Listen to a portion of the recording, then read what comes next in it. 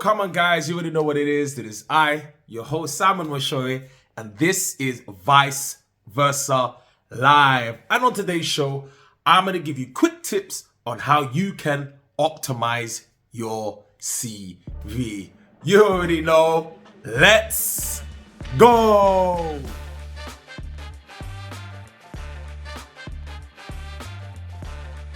So if you're new to this channel, I want to firstly welcome you and thank you for actually watching the video. But before we proceed, if you haven't done so already, please like, share and subscribe to Vice Versa Talent. All right, let's get into it. All right, so the CV and how do you optimize your CV? This is going to be a very quick video on how you can quickly do that. Now, a lot of the time when people are making CVs, people are making CVs wrong because the CV and its initial design is it that it's intended for a purpose, or if you use the analogy as a letter, its intention is to be sent somewhere. Now, if you had something of value or you're looking to send something to somebody, you wouldn't send anything to somebody who's looking to receive that item without the address of the person you were sending it to. Am I correct? Cool. So we're on the same page. Now, in that same fashion, you would need to do that for your CV.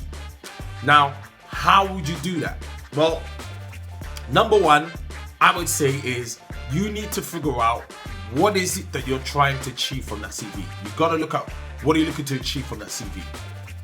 What are you trying to achieve? Once you are clear on what it is you're trying to achieve, then you have a basic foundation, or you more or less have an image of where you're looking to send it to. Then you have to focus all of that attention into creating something of value to the person you're sending to. So, for example, if you're doing marketing, for example, you want to you're looking to apply for a marketing role. So then, now that you know you're looking for marketing, you can now start chipping away. Okay, marketing. What kind of marketing are you looking at? Is it digital marketing? Is it social media marketing? Is it brand marketing? Is it data marketing? All of these different facets of marketing, you need to break down to be so specific of what that is. Then I would say you would need to do research on what are the key areas of those kind of roles. So if it's, digital marketing, you're going to be looking at branding, you're going to look at, social media, you're going to be looking at the different channels of which you can market, whether it's a product or service of that company. I need to understand how each channel will work. And when I mean by channel, I mean it's like TikTok, Twitter, Facebook, Insta, Snapchat. You would need to understand those channels. So when you're constructing your CV, you kind of know what are the kind of things that would be of value to someone once you understand the role. So once you figure out what it is that you're trying to do, or more or less in this analogy, where are you sending it? Once you know where you're sending it, what your purpose is, then you need to figure out what are the key areas of that particular role. Now, once you do that, once you're able to do that, you'll then be able to construct your CV in a way that is gonna be specific. I can't tell you how many CVs I've gone through, and it's not specific. I've had CVs, I was literally sourcing for a role, and I had the hiring manager speak to me like, "Oh, Simon, what is this person looking to do? Like, how can this person? What has this person done that you are sending me this CV? Because what I've written in the job spec and what they've sent me in the CV, it doesn't match. So I'm trying to work out how, what is the purpose, or more so, why have I sent it?" And the reason why that is because she hasn't met you, or the hiring manager hasn't met you. So they don't actually know some of the stuff that you have or you haven't done. you need to make it easy for the hiring manager to hire you, or for them to get why you are even interested in the role. I'm probably going to do another video on this. So this is probably going to overview, but you got to be specific to the point. You got to be so specific. Another thing that you need to do to optimize your CV, optimize your job opportunity, is you got to make sure that your CV matches your LinkedIn profile. I can't tell you how many CVs that I sent over to the hiring manager, and she mentioned like, why is there missing stuff on the CV and why is it not on the LinkedIn profile? Guys, it's very simple.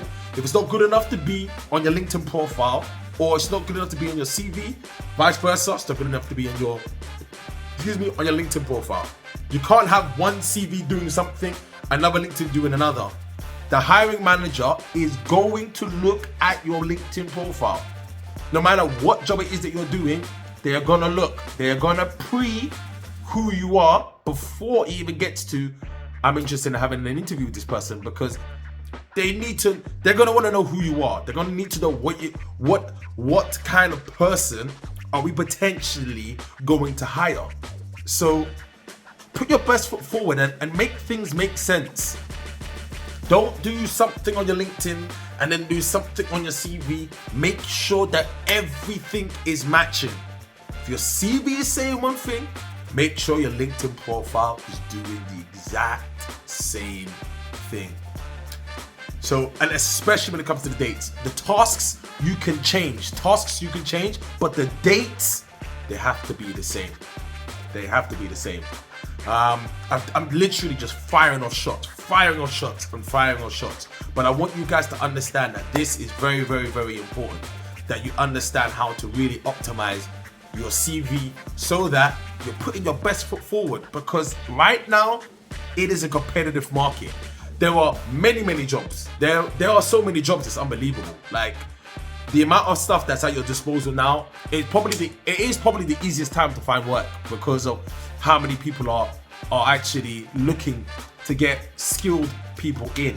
But you gotta make sure that right now, whilst you're still looking for work, making sure you're upskilling yourself, making sure that you're the most competitive as possible. So make sure in your CV that your skills are clear, your achievements are clear, and once you do all of those things, once you're clear on who and what you're looking to do, then you're able to do the research. You're able to find out what are the key things that they are looking for that's going to make me stand out. Once you're able to do that, once you're able to make sure that your CV is aligned with your LinkedIn profile, and you're making sure that your achievements are also matched as well. Once you do those three things, you are literally going to position yourself in a much greater place than you would do if you didn't do it. So, if you want to know how to optimize your CV, make sure that the CV that you construct is a tool that if you were to even touch the end, it would be sharp enough to cut you, because you want it to be a weapon that makes you an asset to the company's pursuit on being the best, or to being the biggest, or being the widest, or whatever it is that they want to do. You are going to be an asset and not a liability. Come on, guys. If you don't already know, then get to know. Thank you so much, guys, for watching this video. It's a lot different from the other videos, but again, I'm always trying to do something different, and today's one was a quick little nugget of what I feel is the best thing to help you guys be as effective as possible. If you haven't done so already, please like, share, and subscribe. Vice versa talent. You already know. Let's go.